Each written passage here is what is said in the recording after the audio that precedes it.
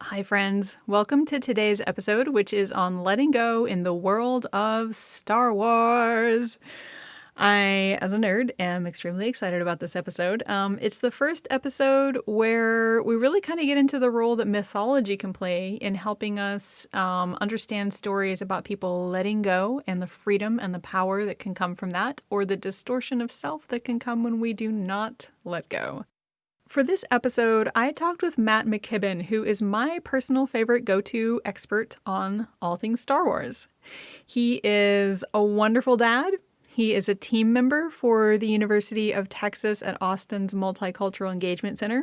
He's a former Marine, and most importantly for our purposes here today, he is someone who really engages deeply with mythology in the form of cinema. If you're familiar with the world of Star Wars, you may know that George Lucas, when he was creating the world of Star Wars, or at least fleshing it out, was very much in conversation with Joseph Campbell and with Campbell's ideas about the hero with 1,000 faces, the sort of mythological journey that the hero figure goes through to really grow into a hero from someone who's a bit more ordinary. Just a note here before we start that we are going to be talking about all 9 episodes of the Star Wars series. So if there's anything you haven't watched yet, there might be a spoiler in here. And finally, Matt really used these stories to draw out 2 big ideas that I've been thinking about ever since we talked, which has been a while ago now. He talked about 2 different types of letting go that he sees in Star Wars. The first one is to let go of your intellectual self and let the Force or something more instinctive, more intuitive take over. And then the second type of letting go that Matt talked about in the context of Star Wars is letting go of past experience, past versions of ourselves, so that something new can take the place of that.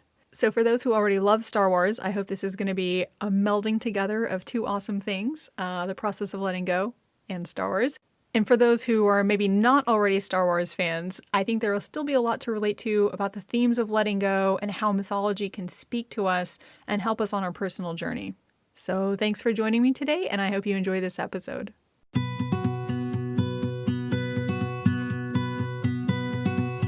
Welcome to Letting Grow, the podcast about one of the spiritual journey's most difficult and courageous moments, letting go of who we think we should be so we can grow into who we most deeply are. I'm your host, Claire Villarreal, and I appreciate your joining me today.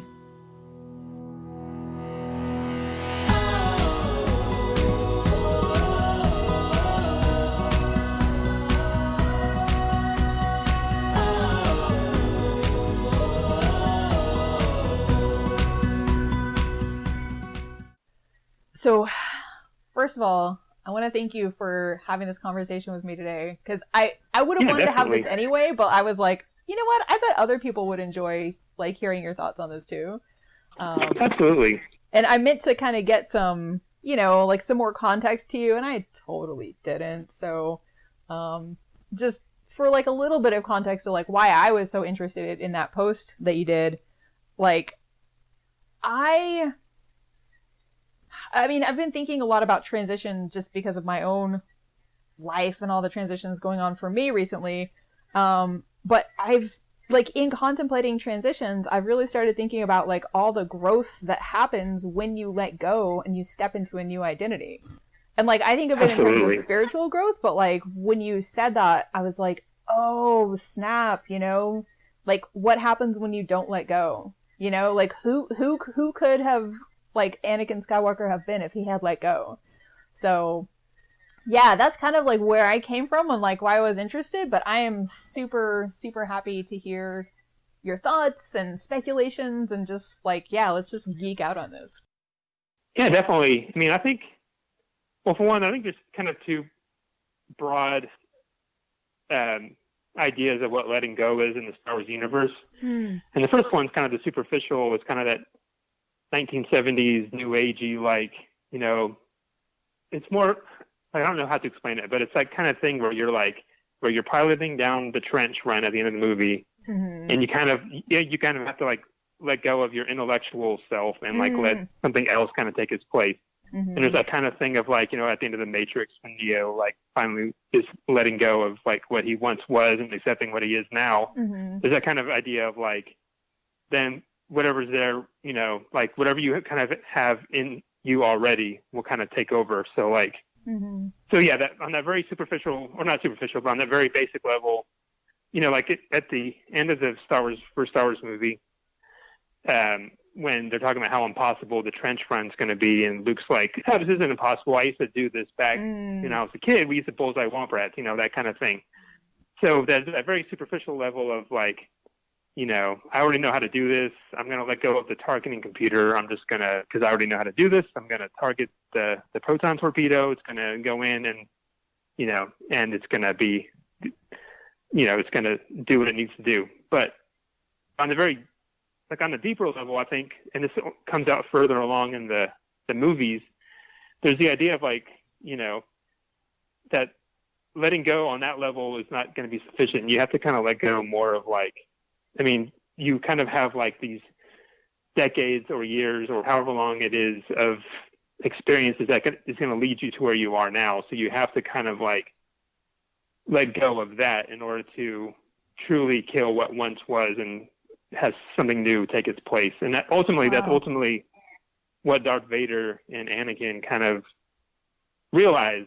And that's, is like, for years, it's really complicated because, I don't know, it's like 6 movies worth of plot kind of comes to a head in that sixth movie. But essentially he had been afraid of death because of what happened to his mom, and he had been afraid of death of what he feared would happen to his wife. And in gaining and letting that fear kind of take over him, he kind of sought control, and through control that led to suffering of other people. So flash forward to The Empire Strikes Back, when Luke first enters that area where Darth Vader is standing there with the lightsaber. Like, what must have been going through his head? Like, he must have been like, this is my son. And I always contend that that's the moment that like the Empire was done. That whole fight scene is it's filled with anger and it's filled with hatred. And if given a choice, Vader would have killed him. But I do think on some level, like, Vader had to know that he could never kill his offspring. And I think, and like, and if you look at the way Vader was in Return of the Jedi, he's like, he's still kind of the badass at the beginning, but like the first time they kind of confront each other on Endor, his Vader's shoulders are slumped, and he just doesn't have the same energy. And I think what had happened in that fight on Empire Strikes Back had taken a lot out of him. And so ultimately, at the end of the 6th movie, when the Emperor is shooting the Force lightning at Luke, he finally is able to gain that that teaching that Yoda had said about letting go. You have to let go of this stuff or it'll eat you alive. And he's able to, through the love he felt for his son, able to let go of all that, and cast the Emperor down the pit, and the rest is history. Wow. Oh my God. I feel like there's so much in what you just said. I want to go back and dig through so many of those ideas. For sure. Wow. So I guess one thing I wanted to dig into from that second type of letting go that you were talking about is the idea that trying to have control ends up hurting other people. Thinking of Darth Vader as motivated by fear, like from the outside, he looks so imposing. And to think that what's actually going on behind that is fear, I find that really fascinating. So yeah, what are your further thoughts on that theme of control and pain? Well, yeah, I think that's ultimately kind of one of the subtly great things about Star Wars is that, the Jedi have that notion of, the universe is always in motion. So with something that's in motion that you physically or mentally or psychologically or even spiritually can't stop, why would you ever want to stop that and control that? You have to kind of let that, you have to kind of let the universe exist as it is. And the universe is always in a state of chaos. That whole thing of nature abhors a vacuum, basically. Everything is constantly moving, so that's ultimately one of the lessons of episode 3 is like, there's a great part when Anakin goes and talks to Yoda, and Yoda's like, you're afraid of losing your mother, and you're afraid of losing this person that, and he doesn't know it's Padme, but he knows that, like, he's afraid of losing someone that means a lot to him. And ultimately, there's a bit of hubris involved with the Jedi too, because Yoda's like, don't mourn them, celebrate them. And it's like, that's good advice ultimately. And it is ultimately where we need to get is, we need to, celebrate the life, and like, we need to, ultimately what the end result of successful mourning is a celebration that they transition to the next phase. But being people and humans that we are, it's like you can't just tell someone, celebrate those that we've lost. You have to kind of talk about, how to deal with the anger and hurt and all that kind of stuff, and all the stages of grief. So ultimately, that's ultimately what Anakin's downfall is that he seeks to control something that's uncontrollable, and simultaneously is given kind of the Faustian bargain from the Emperor that, like, I can give you what you're seeking, and you're going to be able to get that by learning how to control things, So I think ultimately that is Anakin's ultimate downfall, is seeking to control something that just isn't able to be controlled, and that's the universe, and that's what happens to him and what happens to his loved ones. He has to kind of, like what would have been like if he had been able to look past that and kind of learn the lessons that needed to be learned. Where would he have gone? Yeah, to take all that raw power and be able to channel it toward something other than the dark side. Exactly, and that's ultimately what makes Luke's story so fascinating to me. Is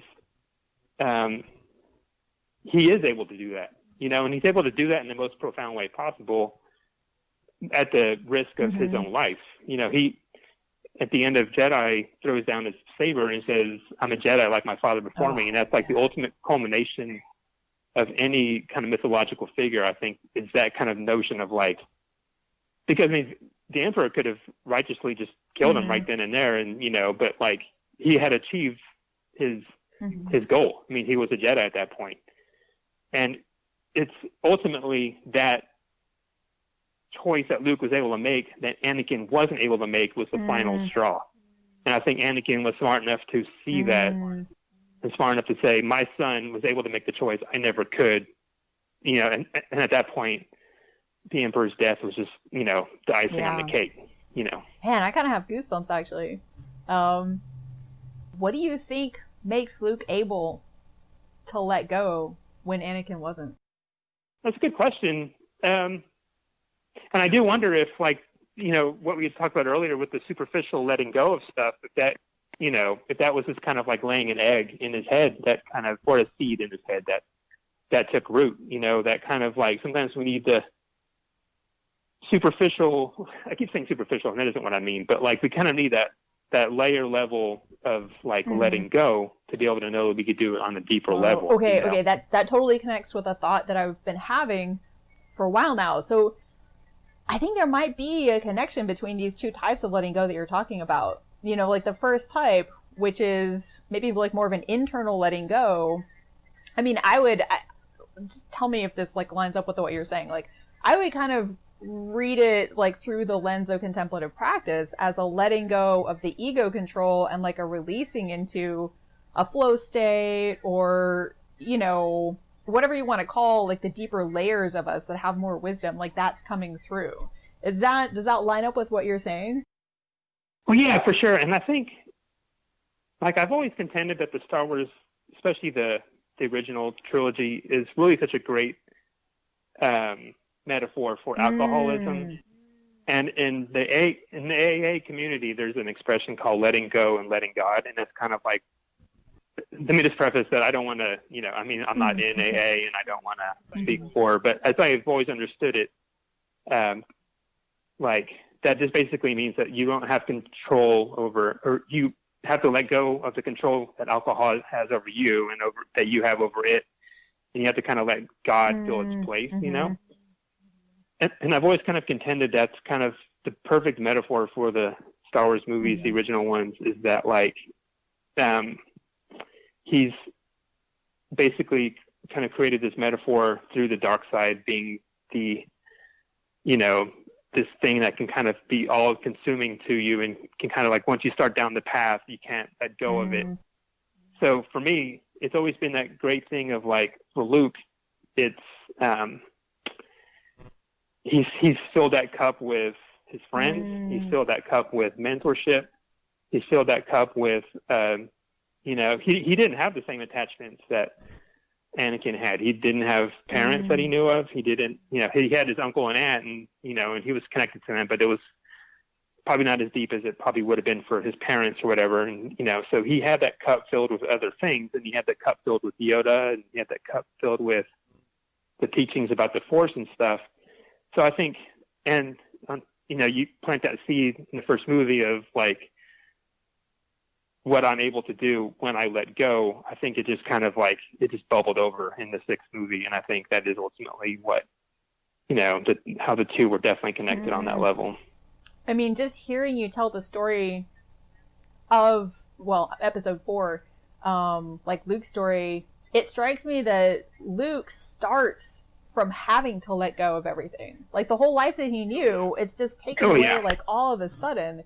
He doesn't even have a chance to refuse. And yeah, I wonder if maybe that plays a role in his ability to, he's already gone through one death and rebirth in his life, you know? Maybe it makes it a little easier to go through the next one.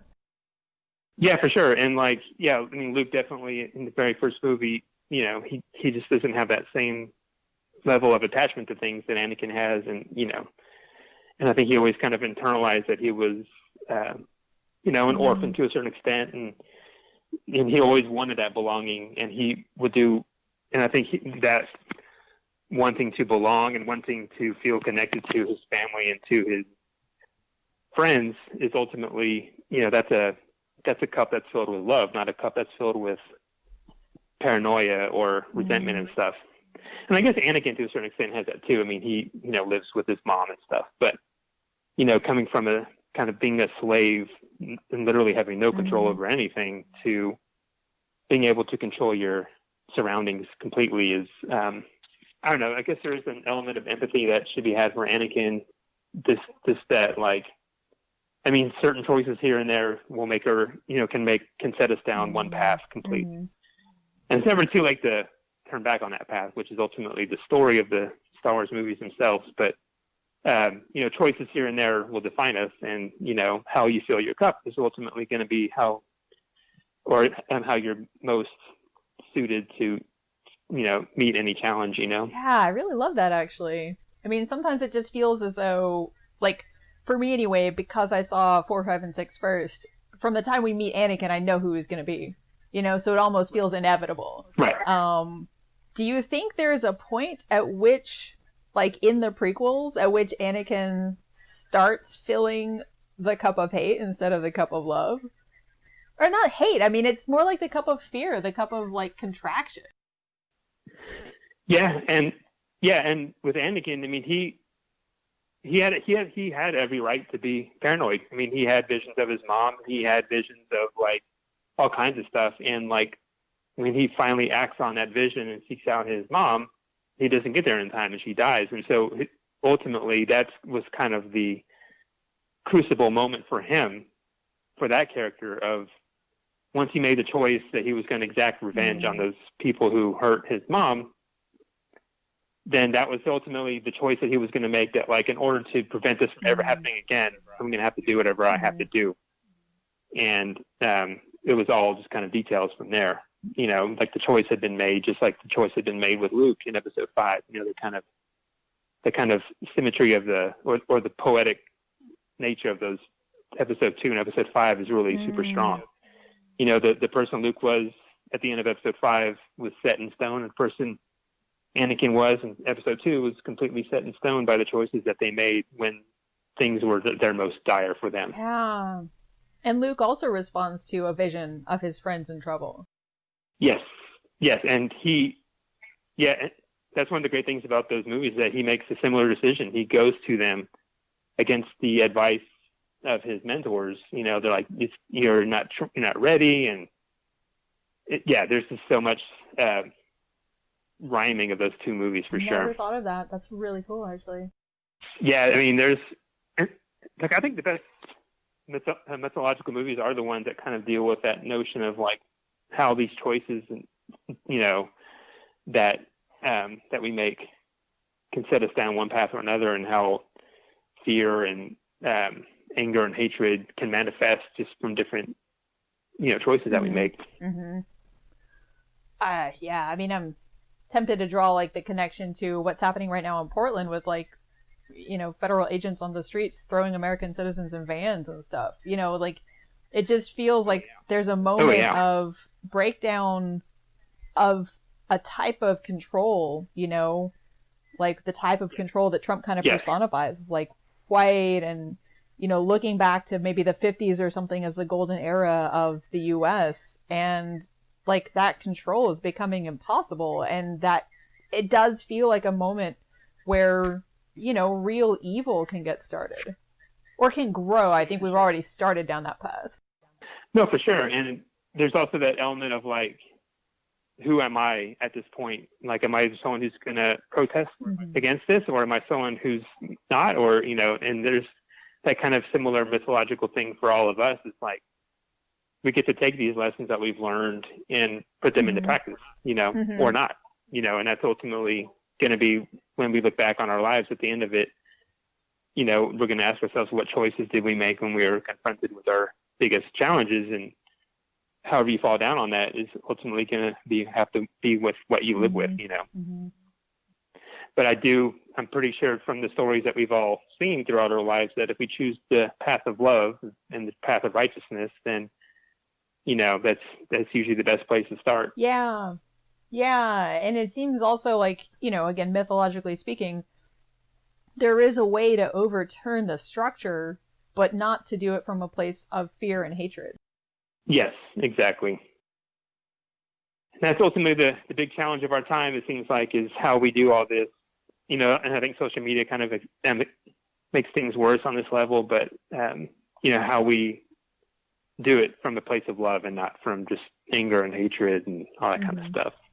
I'm curious, just, returning to the Star Wars universe, what you think about 7, 8, and 9 and like the themes of letting go there, because it's sort of like the aftermath of Luke's big act of, letting go, offering himself up to be killed, and then that not happening.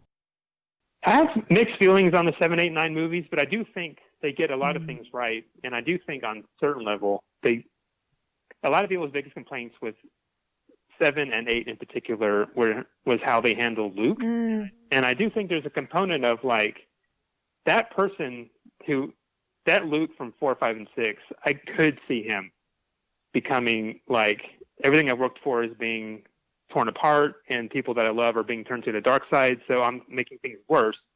I could see that person retreating and going and living on a different planet and kind of cutting themselves off. That part always rang really true to me. And on that level, I think, I think that was one of the great things about episode 8, that they kind of showed us that there's a little bit more to the character than what we had thought. And ultimately, he did make the right choice. He did come back, and he did make the pacifistic choice of like, I'm going to astral project myself into this battle. I'm going to give my friends enough time to escape. And while doing so, I'm also going to spark, I'm going to light a spark that's going to set the whole world on fire, or whatever the line is. And ultimately, the ultimate lesson of Luke is that like he needed to get back out there and help his friends. And I've always loved how they, how they handled that with him. I really think that he did make the heroic choice by sacrificing himself, because I think he knew that like doing what he did was going to zap whatever energy he had left. And I guess there is a debate of like whether at the end of episode 8 whether he died because he had lost his energy from what he did, or if he was just kind of like, well, I've achieved what I was put in this galaxy to do. So now I'm kind of like willing myself to the Force. You know what I mean? Mm-hmm.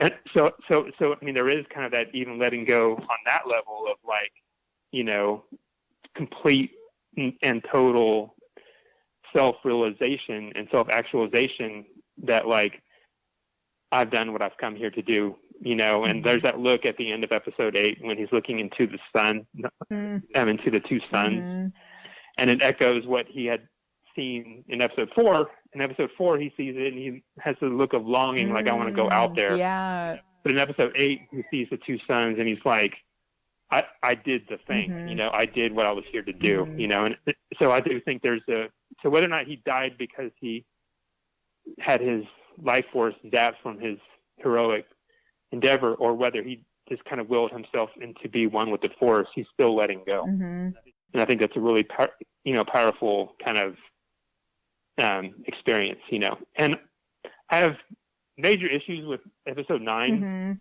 unfortunately, but, you know, I mean, Kylo Ren did let go of whatever he had going on within him, and he also did it through love. You know, he kind of realized what he had done, and he realized what had happened to his mom, and yeah, there's a lot of great stuff in episode 9 about that as well.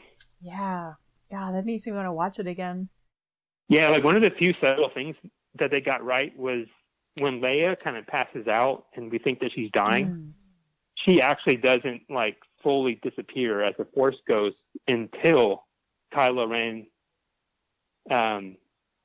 changes back into the good, back into the light side, you know. And I think that's a really kind of powerful thing. Like she kind of, you know, there's a lot of debate about what happens with her, but because she's kind of walking and all of a sudden she just kind of falls down. And so my interpretation is that she knew the only way to reach Ben or Kylo Ren was she had to go to this other state where she can reach him through the Force. And, you know, so she doesn't fully willingly give herself into the Force until she knows that her son's okay, you know, and that's a really powerful kind of sentiment for sure.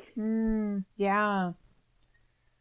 Yeah, it's sort of like holding on through love instead of fear. Yeah, for sure. I mean, at the end of episode 8, it almost seems like she had kind of given up on him, but Luke's like no one's ever really lost. You know, no one's ever really fully gone. And if anyone would know that, it would be him, because he himself had kind of given into the dark side for a few moments at the end of episode 6, and he knew from his experience with what happened from Vader in episode 6 as well that like it's all possible. Don't give up on him, you know. It's, you know, no one's beyond redemption. Yeah, no one's beyond redemption. That kind of ends up feeling like the main takeaway of Star Wars. Absolutely. And, you know, and there's a kind of funny interpretation of that too, that like, you know, Star Wars is also at its core this tale about how one family could just wreak havoc across the universe. You know, if all it takes to be redeemed is to become a good person again after you've wiped off the entire planet, you know, there's that kind of deal, you know. It's like, maybe that's one of Star Wars' weaknesses, that, you know, I wish they kind of had addressed that kind of notion of like, you know, like what happens when Anakin dies in 6 and becomes, like what happens between the time that he dies and becomes a Force ghost? Does he have any kind of like reckoning in the afterlife? Is there any kind of, you know, like what's going on? Like, and I've always been curious about like if Star Wars is ever going to kind of tackle what it means to be spiritually redeemed, you know? Yeah, like what it would mean to at least try to make amends for the harm that he's done. Yes, exactly. It's more like a Christian deathbed conversion than like a Buddhist narrative of karma, where you're not getting out of that. Exactly. Like reading or watching these kind of like mythological movies, it just kind of nourishes my soul. And I'm curious, like for you, if you found, what's the impact of these kind of stories been on you, do you think? Well, it's interesting, I guess, because for me, like, I mean, I've always loved the mythological stories, the Joseph Campbell style, you know, hero of it. Was it 10,000 Faces or 1,000 Faces? Yeah, 1,000 Faces. I always confuse the Minnesota Lake with how many faces what is it, 10,000 Lakes or whatever in Minnesota? Yeah, that sounds right. No, but I mean, those are stories that I think about probably more than I probably should. Like every day I think about Star Wars on some level, and it's kind of probably the nerdiest thing I've ever said. But yeah, I mean, like when I was younger, it was definitely something that completely kind of directed my life. I joined the military straight out of high school, and that, I don't think I would have done that if I wasn't such a fan of like the hero's quest and all that kind of stuff. But I really do think, and I've been thinking about this a lot just in the past decade or so of like, with the whole advent of Marvel movies, like, inspiration's good, but like, we gotta get past inspiration. Like it's not enough for me just to be inspired by these stories. We need to go out and do direct actions about things, and that's, but for me, that's kind of where I'm at now, is like, how can I put what I've learned from these movies into practice and, and all that kind of stuff, as opposed to just being like weeping for joy because of how cool they are, Yeah, which is also a legitimate response. Oh yeah, for sure. No, absolutely. And I watch these kind of movies every day, and they're, I have no shame in that at all. It's like, it's all about, at this point, like, okay, it's cool that we all like Captain America, but let's go try to be Captain America now and try to go, let's go punch some Nazis or whatever, Yeah. What does that look like for you? Like, have you found like actions that kind of translate that impulse into reality? Yeah, to a certain extent. I mean, I was an activist in college. I did a lot of that kind of stuff on all kinds of different fronts. I mean, everything from how you vote to how you participate in society, what kind of choices you make about how much meat you eat, all that kind of stuff. It's all like, it needs to be fueled by inspiration for something. And a lot of that is kind of like, how can I make the world a better place? And that really does come from that place of, from those stories that we've all read 1,000 times, Yeah. So for me, it really is like, it's to where I work now. I work at UT for the Gender and Sexuality Center, as well as the Multicultural Engagement Center, because I believe in the missions of both centers. And, it's, and I wouldn't, I could probably make more money doing something else, but I like believing in what I'm working for and all that kind of stuff. So yeah, it's everything from how I work to how I occasionally eat to how I participate in society from a democratic, standpoint of voting, all that kind of stuff. It's all fueled from my love of mythology and the hero's quest and all that kind of stuff. Oh my God, I love hearing that so much. And I kind of love this idea too of like, putting my own words to it, it just kind of sounds like an integrated activism, like your whole, the way you think and the way the decisions that you make, that everything kind of, that we can live differently. It's not necessarily about the big actions. We can do those too, but like that there are small actions and decisions that we're making all the time. Yeah. Well, yeah, basically it's like, how can I be the hero in my own story? And, and I definitely, I definitely know that like the world's a lot more complex than what it's presented in superhero and comic book and all that kind of stuff. And that's, it's good to also get inspiration from like real life heroes, like people who are flesh and blood, who did all this kind of stuff. But like, yeah, it's that notion of like, how can I be a hero in my own story, and how can I, do what I can in my own big or small ways to make a difference in any way, shape, or form, Wow. I'm really glad we're having this conversation because... yeah, me too. I also feel like super inspired by the hero's journey and like a lot of these stories, and it's just really, it's great to hear someone describe out loud how these kinds of stories have helped shape your life. Yeah, and they all exist in every society, and the kind of notion that we could all be better people, that's pretty universal across time, across cultures, across everything, I think there's something for me, like especially right now when like one of the best ways we can contribute to fighting the spread of COVID is just to stay home. I mean, it sounds like you're not doing anything, but it is actually like a really significant action. And I love you highlighting, you know, the fact that like where you work and what you do every day, like you have options. You could do something that, you know, pays more, it's higher profile or whatever, but like that's like, it's a way of living out your hero's journey. I love it.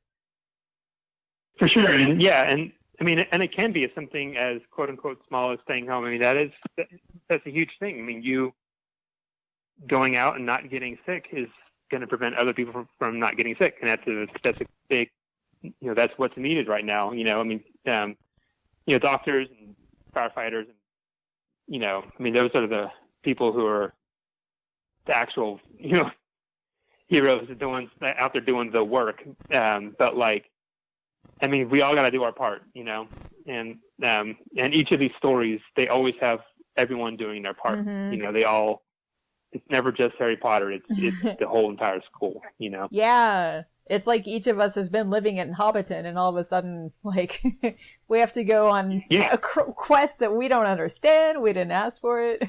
We are just hobbits. Exactly.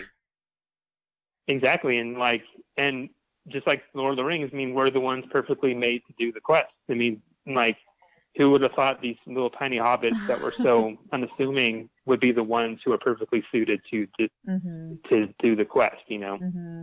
Yeah, like, you can never count yourself out just because you're not, like, the big flashy one that everybody usually looks to first. Exactly. And that's the great thing about Merry and Pippin is, like, sometimes you just have to go along, and sometimes your innocence is what's needed too, you know? Mm-hmm. Like many times as I'm reading through like the part in the Fellowship after they try and cross over the mountains and they're just about to go into the mines of Moria, and I think like, man, if I was Merry and Pippin, I'd probably turn back. I'd be like, no, I'm sorry. Oh yeah. I'm out. This is a certain type of peace out, I'm done. Exactly. This has been fun, but I didn't sign up for this. Exactly. Yeah. I'm personally really curious to hear about, you know, like you enlisted in the military sort of out of this urge to like live the hero's journey. I'm kind of curious how that went for you. Well, it's complicated, I guess. So yeah, I mean, I was one of those kids who like literally watched, no, not literally, but I mean, I watched Star Wars way too much. I mean, I watched it like most kids of our generation, I was born in 1977. Like we watched it, you know, all the time on VHS. Yeah. So for me, I had that stuff kind of caked into my brain. Mm-hmm. You know, that was one ingredient. And then like, I was also a lot more patriotic back then. Mm-hmm. And, but at the same time, I was also raised very liberal and like to be a person who thought about lots of different points of view and all that kind of stuff. So for me, I joined and I had a great time. And I should preface to say I was in the band, and like the band is a lot more, I mean, it's still the military, but it's a lot less like, you have the kind of what you would expect from the military. And you were a Marine, just for the record. That's pretty hardcore. For sure. So I should say, just kind of generally speaking, for the first couple of years, it was really great. I was having a blast. You know, this was 1996, so we were a long ways away from Vietnam, and 9/11 hadn't happened yet. So it was just, I was kind of like in it to like MASH, basically, you know, that kind of show where it's like, you know, we weren't really facing any imminent world crises, and like we couldn't even imagine what had happened or what was going to happen, whatever happened. But then, I don't know, it was about 2 or 3 years in when kind of the more liberal side of me started taking hold, I guess, and I was reading a lot. I read the Dalai Lama's autobiography, and I read like Malcolm X autobiography as told to Alex Haley, and all these other books and stuff. You know, I was reading lots of, you know, just lots of stuff. Like I read anti-war books and stuff, and like that really took hold. And from that point on, I was like, I just need to get out, and like I was really burnt out by that point. So it was never this great, like, you know, there wasn't this kind of dynamic of like, you know, like I never had to go to war. I never, and I'm very thankful for that. But it was still a burnout nonetheless, and I was ready to get out. And, you know, my 4 years couldn't end fast enough. So for me, it kind of went from that patriotic style, like looking to the twin sons of Luke, to like the disillusioned episode 8 Luke, where I'm like, I'm just not into this anymore. This isn't who I am anymore. So yeah, I mean, just kind of, very broadly speaking, that's kind of the dynamic of what my time was like. I was even contemplating, like, if something were to happen, what would I do? I was pretty pacifistic by that point. It's not easy to be a pacifist in the Marines, let me tell you. I bet. So I was like researching, like, what conscientious objection looked like, and what that would look like as a current serving person, and if I could just kind of write it out until I was done. And yeah, it was a big mess. But luckily nothing ever happened, while I was in, and I never had to make that choice. And I was very lucky to kind of get out when I did, and that just kind of things all happened as they needed to happen for me. Like, after you got out, I know that you mentioned sort of like activism in college and stuff as like also an outlet for that sort of impulse to the heroic. Like, how did you find your footing again and figure out what you were going to do? Because that's a huge transition too, a huge moment of letting go. How did you find like a calling again?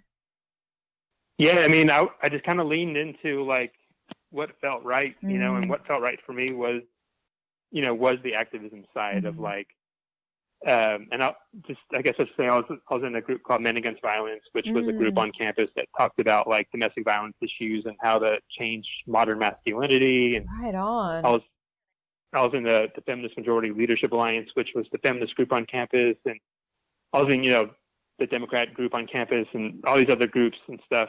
So for me, it was always just kind of like, I need to lean into like what I'm interested in and what I'm into these different avenues that I feel like can make the world a better place. And and it was hard to get from that point of being a Marine to an activist, and there was a lot of pushing and pulling on different fronts, and kind of I went from having no hair in the Marines to having like 15-inch hair, there's long beard. Like, it is hard to kind of go find equilibrium. You have to kind of, so for me, I'd go from one extreme to another, to like being straight edge, to like not liking that, to like being a pothead and then not liking that, that whole kind of thing of like, so it is kind of hard.